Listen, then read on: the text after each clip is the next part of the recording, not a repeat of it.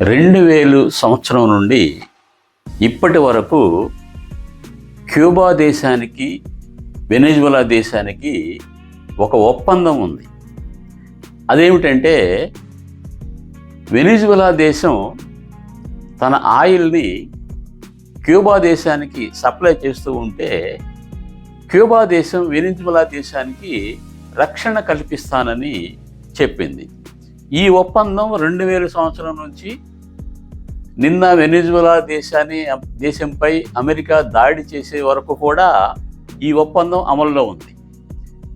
Cuba దేశానికి Venezuela దేశాన్ని నుండి 35,000 బ్యారెర్లు ఆయిల్ సప్లై అవుతూ ఉంటుంది. క్యూబా దేశానికి అవసరమైన ఆయిల్లో సగభాగం అంటే 50% వెనిజులా దేశం నుంచి సప్లై అవుతూ వచ్చింది.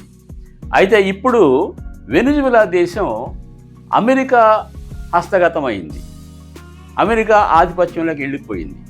కాబట్టి ఇప్పుడు డొనాల్డ్ ట్రంప్ ఏమంటాడంటే క్యూబా దేశాన్ని మీరు సాధ్యమైనంత త్వరలో మాతో ఒక ఒప్పందానికి రండి, ఇప్పటి నుంచి మీకు ఆయిల్ సప్లై కాదు, డబ్బు సప్లై కాదు అని చెప్పి హెచ్చరిస్తున్నాడు.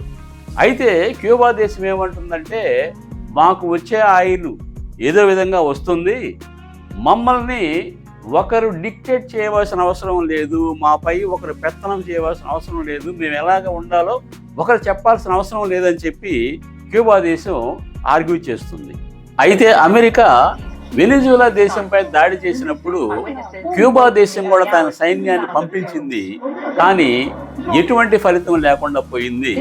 అమెరికా 2 గంటల్లో వెనిజులా దేశాన్ని ఓడించి వెనిజులా దేశంలో ఉన్న అధ్యక్షుడు నికోలస్ మొరాడోను తీసుకొని వెళ్ళిపోయింది అమెరికా.